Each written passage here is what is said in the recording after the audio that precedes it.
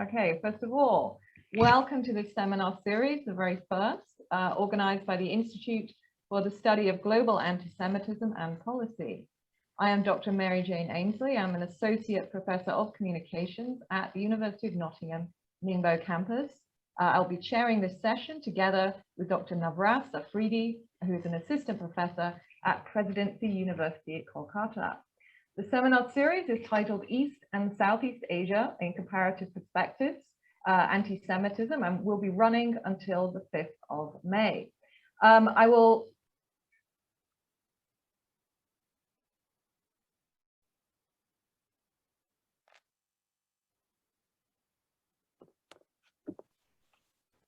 looks like Mary froze for a moment there.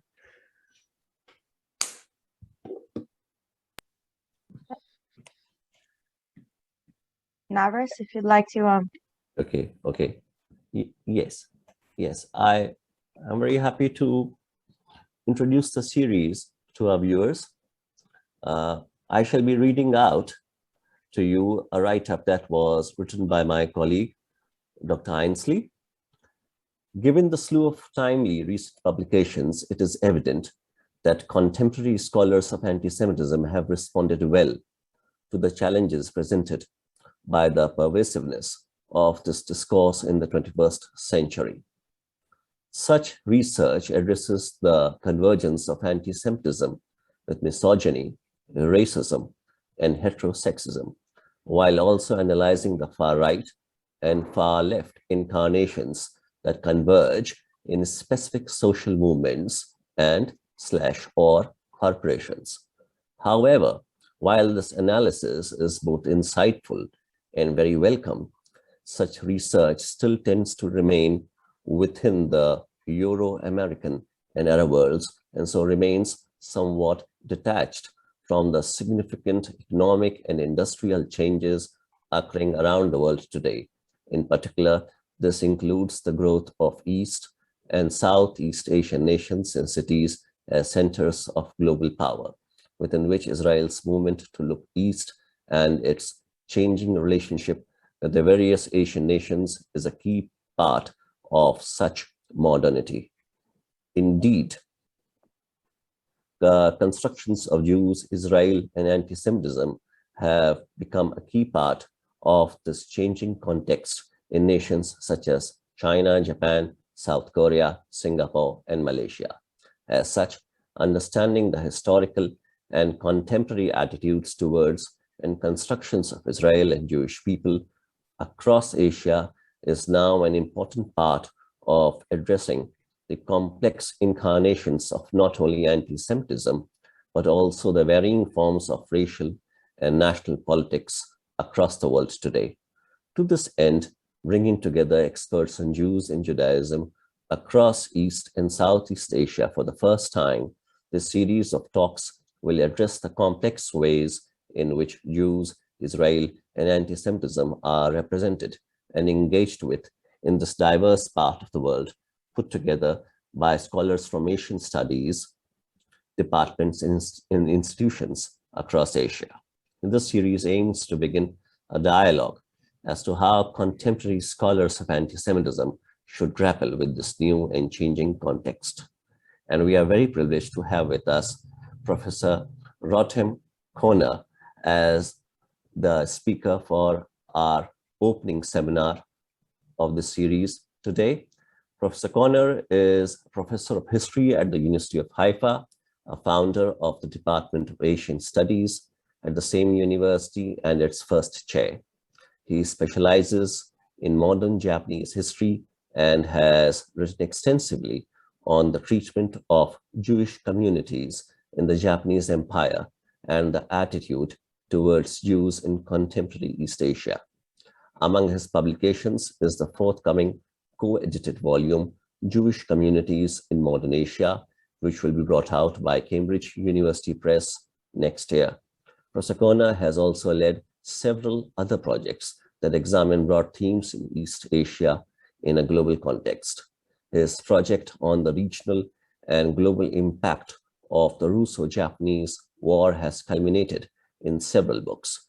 The edited volumes, the Impact of the Russo-Japanese War, brought out by Routledge in the year 2007, and Rethinking the Russo-Japanese War, published by Brill in the same year, 2007, as well as the Historical Dictionary of the Russo-Japanese War, published by Roman and Littlefield in 2017, and Tsushima, published by Oxford University Press. It will be brought out by the Oxford University Press in 2022. Second, an ongoing project deals with questions of race and racism in East Asia. Professor Kowner's recent publications with this regard include From White to Yellow, the Japanese and European Racial Thought, 1300 to 1735, published by McGill Queen's University Press 2014, and the two co-edited volumes, Race and Racism in Modern East Asia, brought out by Brill in 2013-15. So we consider ourselves very fortunate to have with us Professor Kowner. So it's over to Professor Kowner now. Hello, everybody. Before starting, I would like to thank Professor Mary Ensley, who approached me initially with this topic, and her colleagues, you, Professor Navras Afridi, and Dr. El Shaddai Abraham. I will now turn on the presentation. So share screen. Here it is. Here we are, and we can start, isn't it? Okay. Yep, we can start. Good. East Asia is a region of ever-growing importance. Its global significance is evident in every aspect, ranging from politics, economy, to culture. Regretfully, it's also a region where anti-Semitism is germinating rapidly. This is happening even though East Asia is missing most of the classical, so to speak, motives for Jewish hatred, notably the presence of a substantial population of Jews. While the phenomenon of anti-Semitism without Jews can be found elsewhere, on a regional level, the East Asian attitude to Jews is unique and intriguing. But before we venture to examine it, a few definitions and figures will help us to specify the confines of the region and grasp the magnitude of this phenomenon. In common usage, the term East Asia typically refers to a vast area that includes Greater China, Japan, the two Koreas, and Mongolia. The region comprises the world's second largest economy and in nominal GDP today, China, the third one, Japan, and the 10th, South Korea. Demographically prominent, it contains some 1.6 billion people, or about 22% of the world population. As for Jews, however, East Asia hosts less than 10,000 of them, mostly expatriates. This last figure is extremely small, both in relation to the region's overall population, less than 0.001%, and to the world's total number of Jews, which is less than 0.01% of the total number of Jews. Here it's in the right side of the picture, numbers. The view that anti-Semitism is rife in present-day East Asia is based on various sources ranging from newspaper reports, academic analysis, interviews, surveys of internet sites, and personal impressions. The most important testimony, however, stems from a worldwide survey on attitudes and opinion toward Jews across 101 countries, conducted recently by the Anti-Defamation League, ADL. This is the site of this survey. Using national samples of 500 or more respondents who were selected randomly and interviewed by telephone or face-to-face During 2013-2014, the survey employed the ADL Anti-Semitism Index. These are the questions. It is based on 11 statements or generalizations with regard to Jews and their behavior. Respondents who state at least 6 out of the statements as probably true are considered to harbor anti-Semitic attitudes.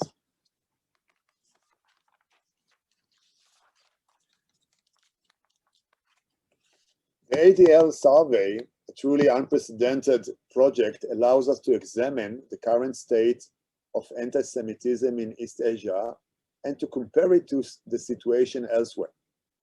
Indeed, the survey found an average index score of 32%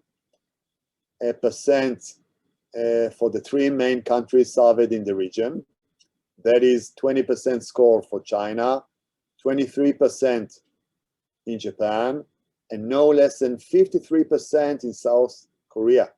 It means that 53% of the respondents were found to harbor anti-Semitic attitudes. This average index score for East Asia is higher than the world average of 26%. In my view, the gap between the attitudes toward Jews found in East Asia and the insignificant number of Jews living in the region is staggering. This is all the more so since none of the main 3 countries surveyed has had any conflict with Israel or with any Jewish organization. So how come such attitudes have developed in a region with virtually no Jews? To understand it, we need first to examine each country separately. So let's start with China. Among the nations of East Asia, China is the only one that hosted a Jewish community in pre-modern times. The community emerged in Kaifeng, a major city in the province of Henan, sometime around the Northern Song dynasty, the 10th to the 12th century, or even earlier. This community, nonetheless, vanished before the modern era and has never affected Chinese perception of Jews. Chinese intellectuals began to pay attention to the existence of Jews only with the onset of the country's modernization in the late 19th century. During the Republican era in China, a number of Chinese thinkers regarded the Jews as superior stock capable of survival against all odds. Others were aware of, and at times even identified with, the ordeals of Jews in pre-war Europe.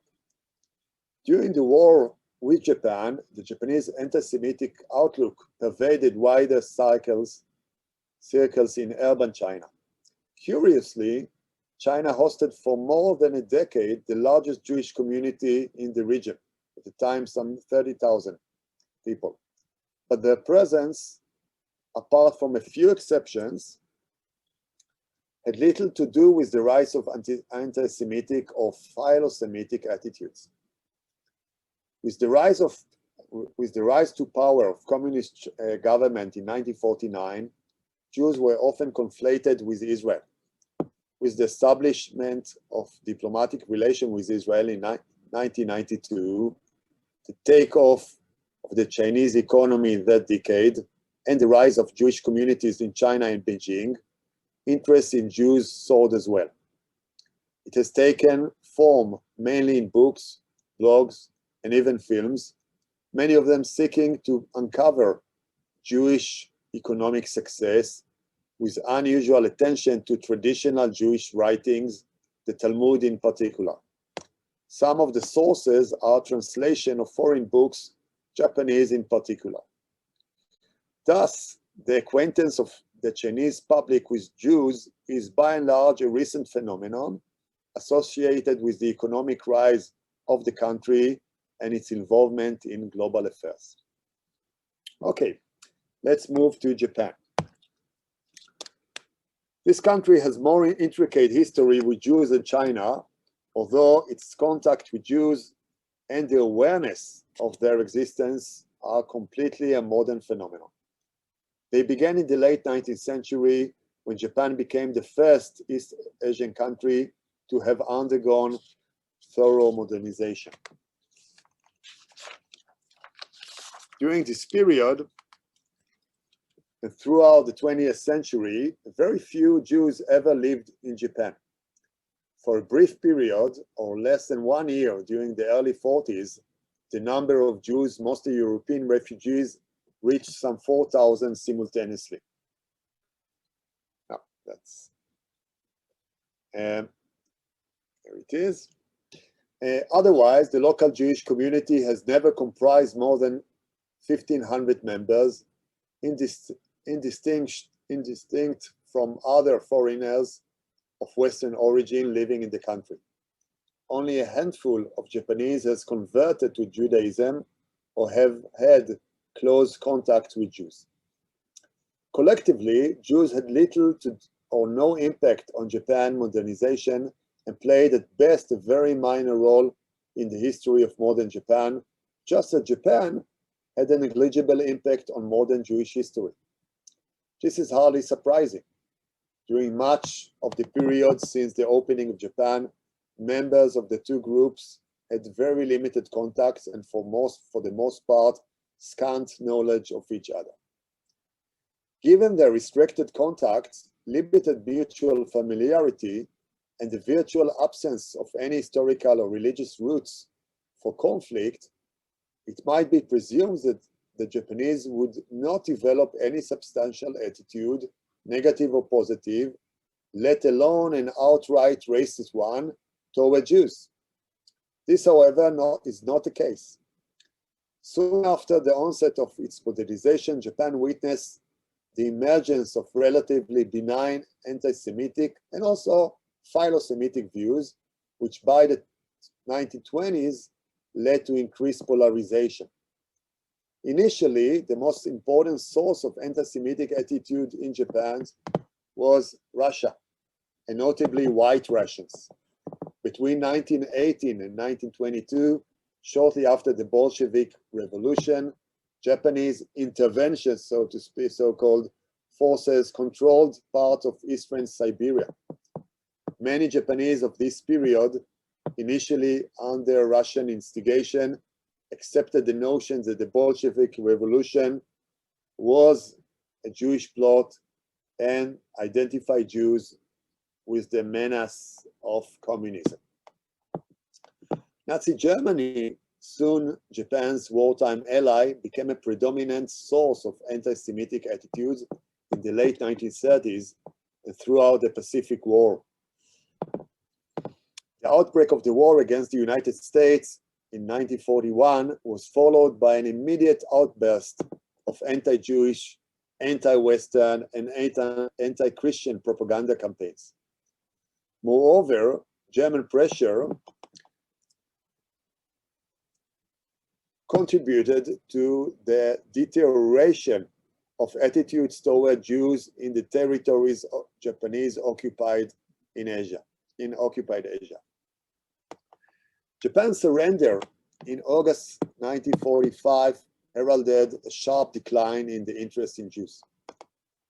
The interest resurged during the 1970s as part of a popular endeavor at redefining the nation identity. For some of its participants, the Jews seemed to constitute the extreme opposite of the Japanese. During the latter half of the 1980s, this Jewish wave, Japanese literary scene, reached its peak. By then, some 100 books with the word Jew in their titles were in circulation, and large bookstores displayed them in a special Jewish corner. So it was called like that. Although this wave has subsided gradually, the cumulative impact of a decade of anti-Jewish writings and possibly an earlier legacy has lingered and tends to resurrect in times of crisis.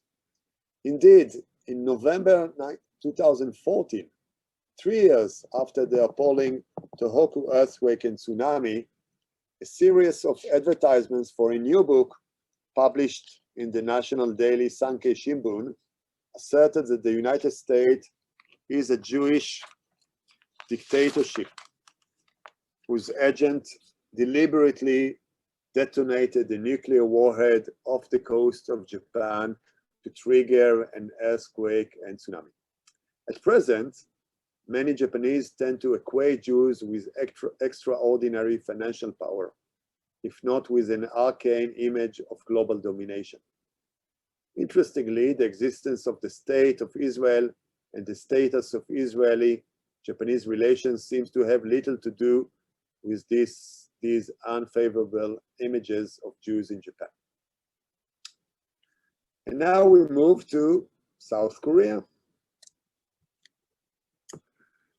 Among the East Asian countries that ADL has surveyed, South Korea had by far the highest index score.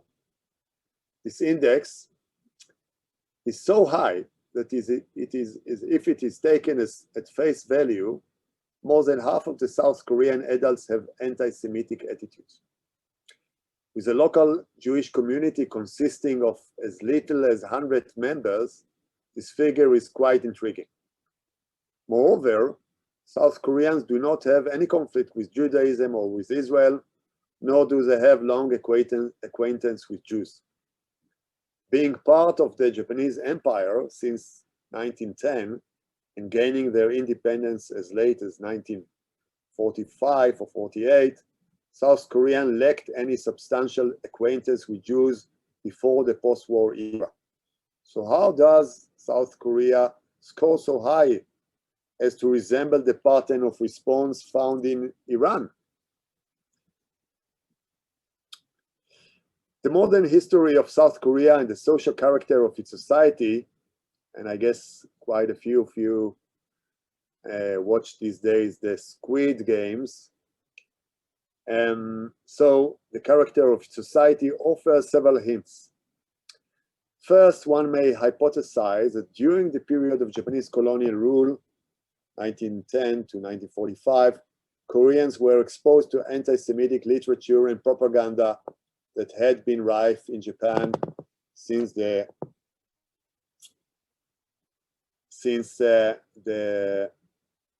1920s, and which reached its peak in the wartime era. Second, more than a quarter of the Korean population is Christian, many of whom converted during the last few decades. These Christians may have been exposed to traditional Christian anti-Semitism. And third, South Korea is one of the most homogeneous and close societies in the world, and so there is a tendency to be suspicious and xenophobic to the point of racism against foreigners. While these three hypotheses are valid, the far lower index score found in other countries with similar cultural traits seem to refute the first and the second. Japan, the hypothetic source of wartime anti-Semitism and possible influence in the Korean Peninsula, has a considerably lower index, whereas the Philippines, the country with the highest rate of Christians in Asia, display one of the lowest index score globally, a mere 3%. Finally, there is any indication that racism and discrimination against foreigners in South Korea is greater than that in either Japan or China. Instead, one finds in present-day South Korea considerable attraction to Jewish thought and the Talmud in particular. This curious attraction, however, does not appear to stem from theological passion, but rather from the association of Jews with economic success. In this environment, translation of texts and manifest Jewish wisdom, ranging from anthologies of the Talmud to traditional witticism, are regarded as an explanation for Jewish success, as measured by the high rate of Jews among Nobel Prize laureates and number of prominent wealthy people. This current state of affairs in South Korea suggests that many South Koreans admire Jews, or at least hold in high regard their education and success in business and sciences. And in other places, in other circumstances, this approach to Jews could be referred to as philo-Semitism. So why are South Koreans labeled as anti-Semites? Or at least, why do they come out as having anti-Semitic views in the ADL survey? Part of the answer, I argue, is found perhaps in the questionnaires the ADL used. As some have suggested, South Koreans may not interpret having too much control over global affairs and media as negative, but as something they do aspire as well. At the same time, Koreans seem to esteem Jews for the very stereotype they are despised elsewhere. This cannot be called philo-Semitism. Furthermore, the various testimonies for widespread presence of images of Jewish wisdom and economic success cannot explain why 38% of South Korean respondents have approved the statement, Jews responsible for more of the world's war. This is not philo-Semitism. Let's go to the conclusion. Altogether, the three largest nations of East Asia, China, Japan, and South Korea, seem at present to share a fairly similar pattern of attitudes to Jews. At first glance, the East Asian views and attitudes seem somehow contradictory. On the one hand, these countries display widespread admiration to Jewish wisdom, business acumen, and traditional education on the verge of philo-Semitism. On the other hand, many of the same people who show interest and even attraction to Jewish thought and success manifest also certain unease about Jews, at times even disdain for and fear of them, on the verge of anti-Semitism. So there is here a certain contradictory attitude. Second, the regional outlook and the relative high level of anti-Semitism it contains are not the outcome of extended contact with Jewish population or a conflict with Judaism, let alone with the state of Israel. Third, the anti-Semitic views found in the region have never turned into violence against Jews and do not shape national policies on relations with Israel. In a broader perspective, the East Asian case shows that both philo-Semitism and anti-Semitism do not require the presence of Jews or even a minimal familiarity with them. In fact, the lack of close familiarity with Jews is probably what makes these two ostensibly opposing attitudes to be even more compatible. Indeed, Dan Snyder has recently suggested that the line between Jews aren't they incredible and Jews aren't they somehow dangerous and sinister can be pretty thin, especially in East Asia. Ironically, this unfamiliarity with Jews is enhanced by the absence of anti-Semitic tradition. Finally, the origins of the above views and the ways they were construed are of interest too. While the current East Asian views of Jews are the product of the modern era, they are not necessarily an important product. True, they were important initially en bloc, like many other ideologies, fashion, and technologies which the region willingly adopted from the West during the late 19th century and the first half of the 20th century. Nevertheless, these views have been modified gradually to fit traditional cultural convention, to suit the changing needs of each state, and to help reshape national discourses on identity primarily directed at the West. Thank you very much. Thank you very much, Professor Kowner. That was a really insightful talk. I apologize for my own internet cutting out, but China is not the most stable place in many ways. But thank you very much. I managed to hear all of that. I'd like to now invite the audience and say that if you would like to type a question into the Q&A for Professor Kowner, then please do so.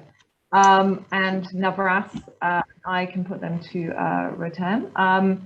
If you would like to ask a question, then please do raise your hand. That's possible also.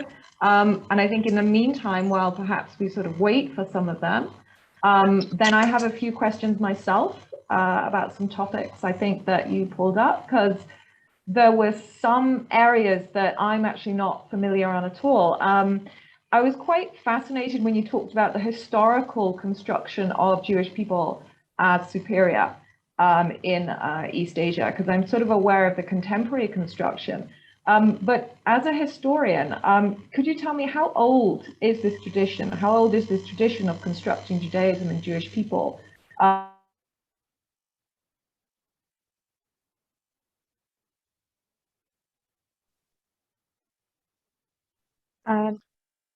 Seems like we've lost Mary.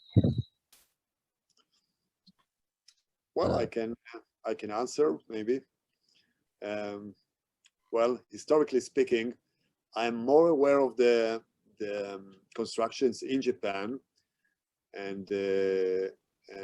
but there are similar constructions also in China during the 20s and 30s, and during the 20s, side by side with quite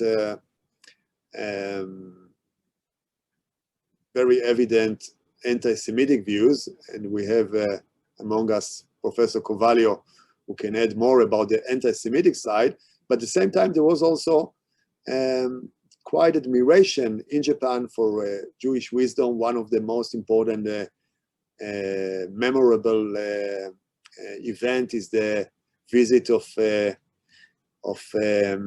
Einstein in Japan, and clearly he was identified as a Jew as well. During the same time, there is also a beginning of philo-Semitic views about in Japan about the importance of Judaism as an early Christianity. So you can see also quite, I mean, side by side with anti-Semitic views, also, of course, not always, but also philo-Semitic views. Sometimes could be the same person who held both views and didn't see it as contradictory. Thank you very much. I think I might have cut out slightly there again, but I heard your answer. Thank you.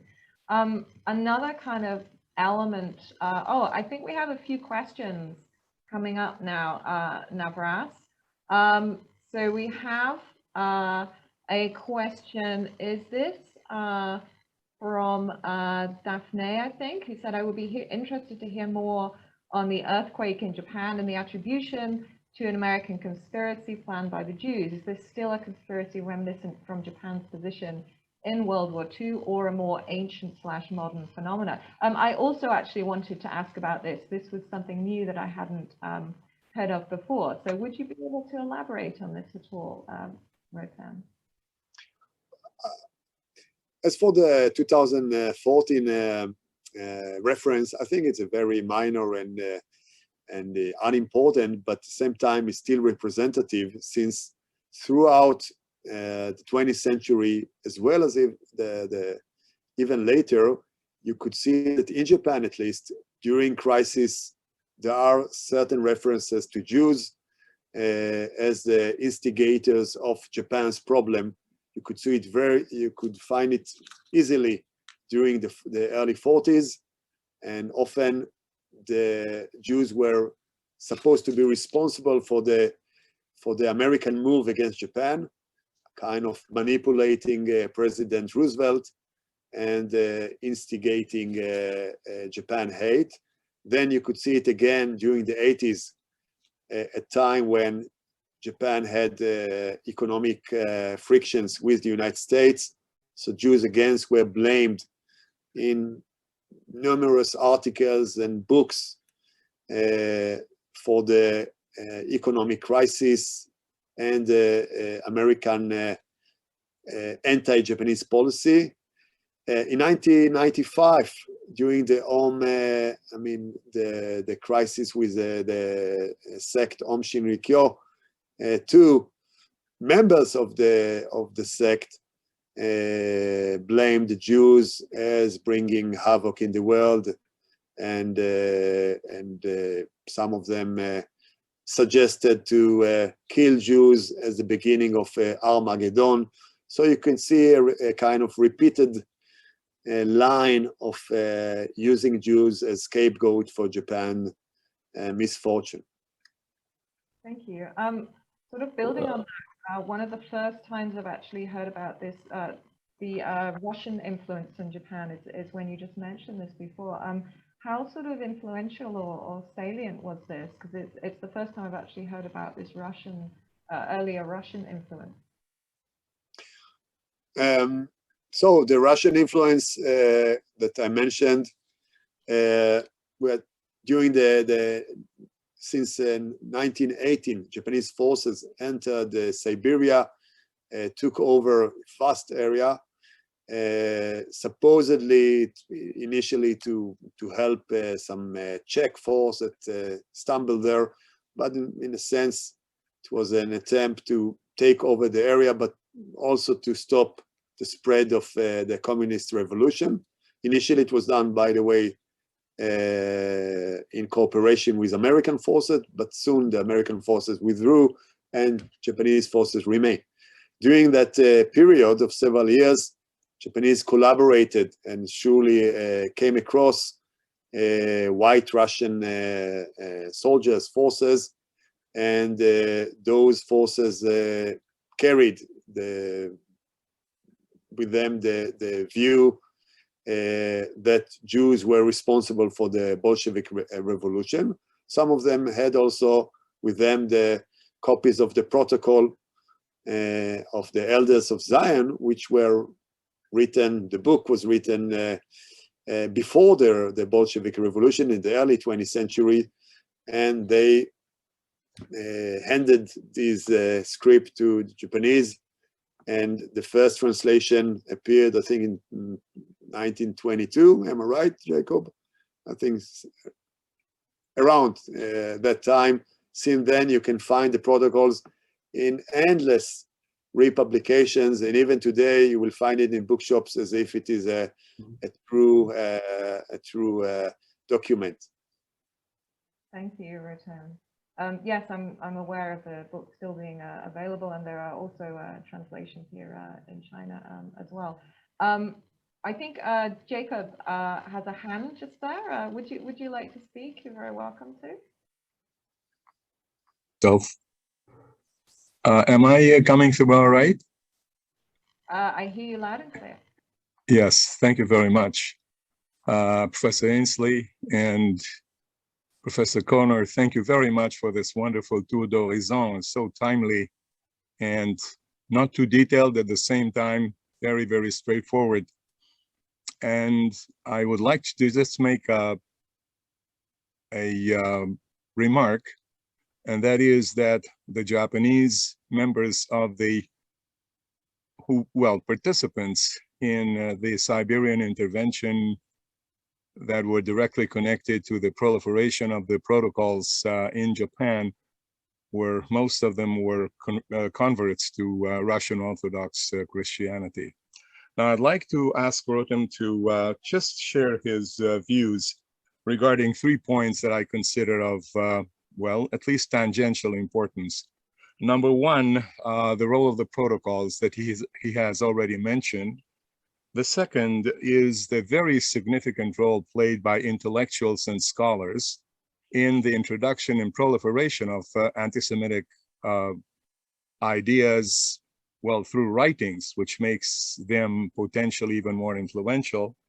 And the third, the anti-Semitic angle or component, if you will, in communist catechism, going all the way back to Marxist 1843, and so it's a Judenfrage on the Jewish question. And one direct question to the very up-to-date presentation that Rotem has given us. There have been at least 2 incidents of anti-Semitic messages sent by the Chinese, well, by Beijing, one on television at CGTN, and another one through a news release, if you will, of the Chinese embassy in Tokyo regarding the fact of sorts that the Jews actually run America, and that is why America's attitudes towards Beijing are turning more and more supposedly controversial. Thank you. Thank you, Jacob, for this very not provocative but insightful comments and questions. I would, as for the roles of the protocol, it shouldn't be exaggerated, but the protocols had in the past a very important role. I doubt how many of the people involved today have read it, but it's still there as a kind of a general, as a kind of background, even for people who haven't read it. I remember a story of a Japanese businessman who came some 2 decades ago to Israel, and he was impressed by the country, and eventually he said, I knew everything, nothing surprised me because everything is written here, and he showed a copy of the protocols, which he didn't think as something negative. So it's quite a funny anecdote, but quite a telling anecdote as well. As for the role of intellect, I have heard that story a couple of times. I think it's now quite a famous story. well, I have a reference for that where it starts, but I hope it's maybe it's an urban legend. The second, as for the intellectuals, I think the story of Japanese anti-Semitism in the past was very much a story of intellectual product. I mean, many of those who were involved were, well, the question is what is intellectual, but kind of semi-intellectuals or people who deal with public, Yoronka, not necessarily university professors. We are not really intellectual, but people who write in the press and expressing their opinion. People who write every year 1 or 2 books, small books that you published in many copies. And some of those books were published in almost 1 million copies in the 80s, yeah, dealing with Jews. This is not a kind of a petty cottage industry. This is really a big thing. It was, at least. Here I may add that, in fact, Japan, within the region of East Asia, has contributed twice to the issue of Jewish image. We may call it anti-Semitism. First, since the 20s to the 40s, through its large empire. Clearly, it had its impact in Korea, but also in China, and many Chinese, at least until 1937, admired Japan and studied in Japanese universities. Surely in Taiwan, that was the case until 1945 and even later. And the second cycle of dissemination is related to the Talmud, which is underestimated, has an underestimated impact, but the Talmud translation of it, not really translation of it, but kind of abbreviation, summary of it, and for children, for students, and so on, all started in Japan. And I must say, started by the rabbi of the Jewish community there in the late 60s, early 70s. But that by the years has gone far away from Japan, and these days, this book, this translation exert a large, important impact all over the region, I believe, but again, starting from Japan. Thank you, Rotem. I'm just going to mention now that we have a couple of questions that are coming in from people for Professor Kowner. The first one is from Avi Gold, who asks, to what extent are negative views about Jews in China or South Korea linked to views of Israel? Well, in my view, and again, I am not, I guess you may, your view is important as well, but in my view, there's very little connection between Israel and views about Jews. It could be that Israel behavior, the perception of Israel as a Middle Eastern power adds certain adds some dimension, but in general, in the past, even in period that Israel was much weaker and not conceived as aggressive as it is today, these views were proliferated. So Israel may add something, not a relation with Israel, but the view of Israel in the media. But again, it is not a major aspect of the Jewish image today, in my view. Again, I would agree with that also from my own research, Rotem, as well. And I'd also say that if any negative constructions, anti-Semitic constructions of Jews were to become connected to Israel, then I think state governments might be somewhat concerned, because these are international relations that they do actually want, and they're very keen to build international relations with Israel. So no, we don't tend to see that. We have another question from Ari Gold as well. Are there any studies on the perception of Jews in North Korea or Mongolia?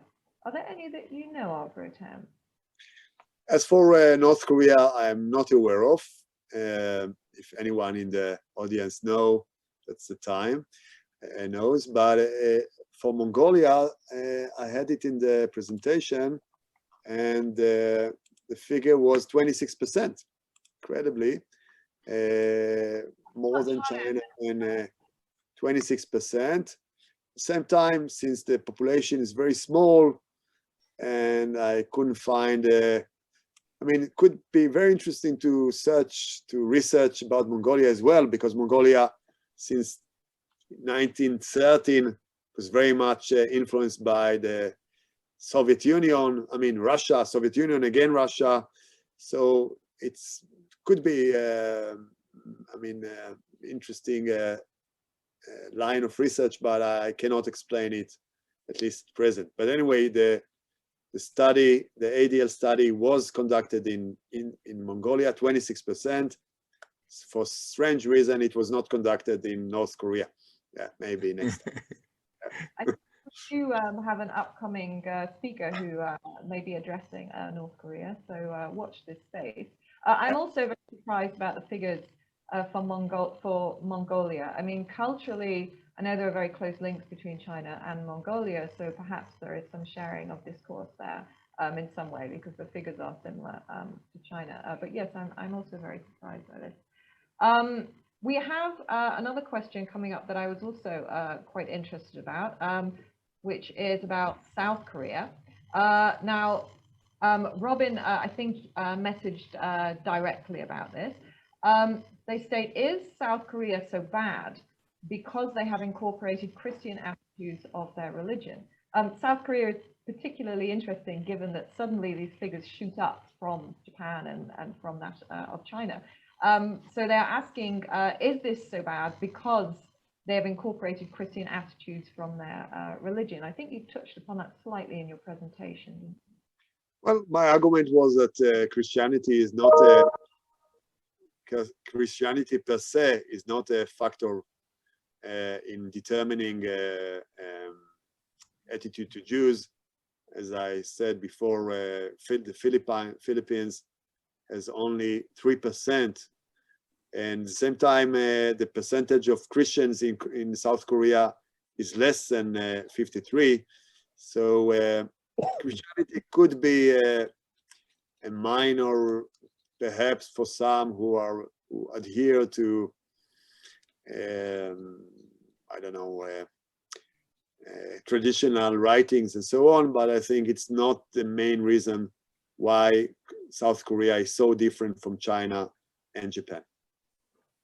I'd also agree with you there as well. I sort of wonder, is this more to do with rapid modernity and with the construction of Jewish people and Jewish wealth and myths around Jewish wealth, and the way in which that intersects between a nation that places such an emphasis upon the economic miracle? Do you think it might be more connected to that? My previous studies in Japan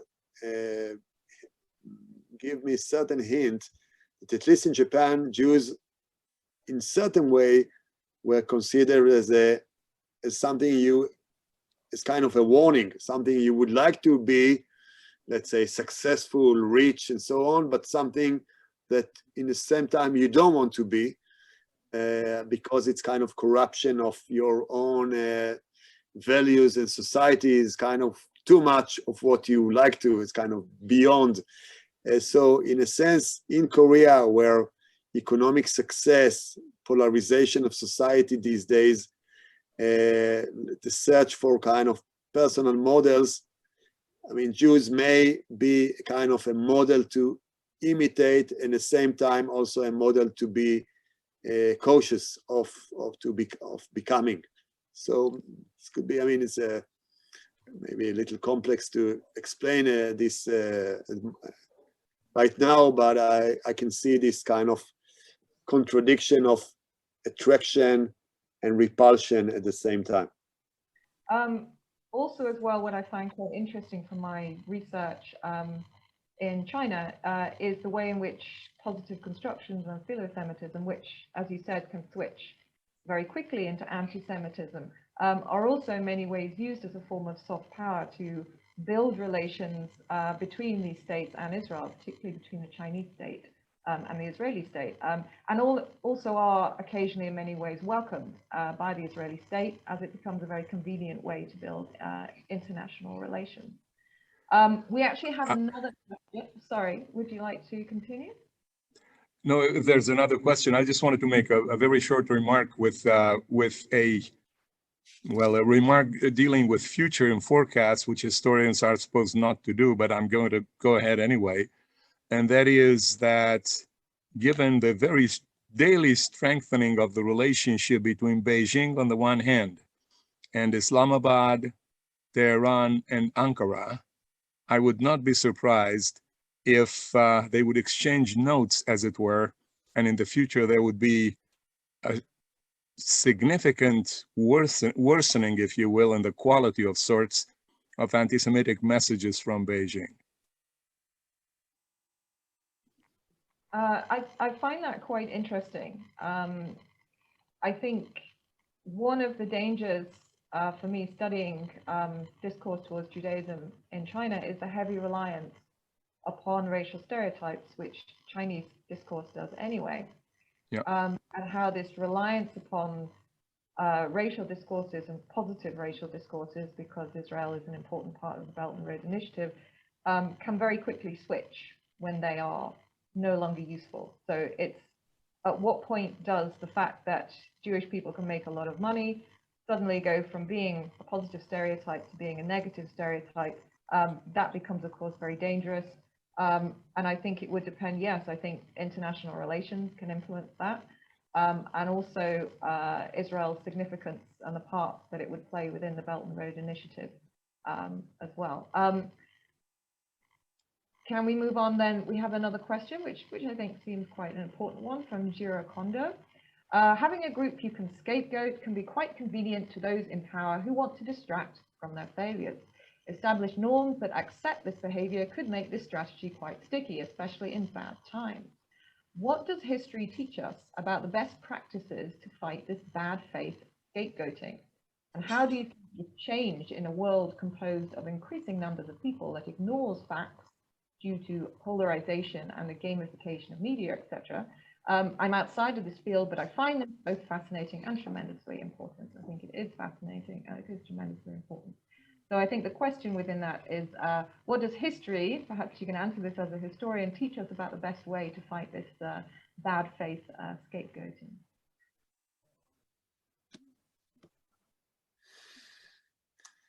Well, first of all, it's a beautiful comment, and usually after analyzing the current situation, we have to move to concrete kind of policy making or policy suggestions. But I'm not in this chair. At least in my experience as a historian, there's no clear policy. I mean, first of all, most of those images, at least in the East Asia, and I'm talking now only about East Asia, were not instigated by the government. They could have been indirectly or supported implicitly, and the government has never, governments, at least in my, up to my knowledge, have never challenged them, but these were more kind of a product of intellectual people with certain interests, military people, and so on, and not necessarily government. So this is not a matter of government to government. There are several case studies in which specific issue was handled quite well. In 1995, there was an issue of Japanese monthly called entitled Marco Polo that had an article about that denied the existence of gas chambers in Auschwitz, and I think it was the ADL and other organizations challenged the publisher Bungei Shunju and threatened, probably not explicitly, to hold their publications, their advertisement in this publisher, big companies like Volkswagen and so on, and in no time the monthly was closed down. It was extreme act that was quite surprising. In fact, people I know following that event told me, you see, Jewish power exists. I mean, this is the proof that Jews are strong and can close down a journal in Japan. But anyway, that was one time, maybe the only time I noticed that a clear and concentrated activity did succeed to stop certain activity. But in general, this is just the best. Some would argue that the best thing is just to wait, because time is on our side, on whose side. But eventually, it is just subsiding, and regretfully, after several years, several decades, it goes up again, and there's nothing to do about it. So, maybe I can sort of end that on maybe a slightly more positive note, in that I have found, certainly with my own research into anti-Semitism in Asia, that it is quite difficult to hold stereotypical views about people when you're actually part of a globalized world. And one element that I sort of uncovered when I was talking to young consumers in Islamic countries in particular, and quite anti-Semitic Islamic countries, that one thing they were doing that their parents didn't know about was, after they listened to anti-Semitic views and they heard all kinds of things about Israel, they were then going up to their bedrooms, getting onto the internet and chatting with teenage Israelis as well. So they were actually making connections and talking to people in ways that their parents and the authorities didn't actually know about. And within Asia, of course, this is a young area. These have young populations that are up and coming, and they're incredibly well globally connected. So I would actually insert a kind of glimmer of hope in there to say that I think the future could possibly be bright, at least. I hope. Here, here. I would like to join you, but in fact, globalization is probably the main reason that these views are so rife in East Asia. So, and at the same time, clearly personal connections are a good way, or even growing awareness of things is a good way to change views. But we are talking about 1.6 billion people. So it's quite difficult to chat with all of them. So yes, there is certain, I mean, kind of campaigns of awareness and so on, but I somehow a bit skeptic about their overall impact. But we should try.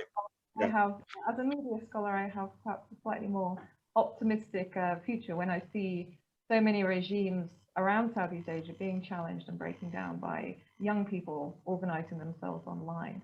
So maybe both of our views are somewhat tailored by our field in that way. But the first major example of vicious anti-Semitism coming from Southeast Asia, Malaysia specifically, under the first, whatever it was, 21 years of Mr. Mahathir being in power, was actually online and espoused in the great majority of cases, I think over 95%, by Malaysians of Chinese descent. Interesting. My upcoming talk as part of this series will be on anti-Semitism in Malaysia. Well, of course, I cherish your book very much. So I hope that you can attend that and we'll have a discussion. I think there are no more questions coming up. So I would like to say thank you ever so much to Professor Kowner for giving us his time. And so thank you for everybody for joining us and to begin this important seminar that we all agree is so crucial in the world today. And I hope you will join us for the next one. There's a series. And so thank you, everyone. And from China, from India, from Israel and South America, where we are, we say thank you very much and good morning and good night. Best in health to everybody. Thank you.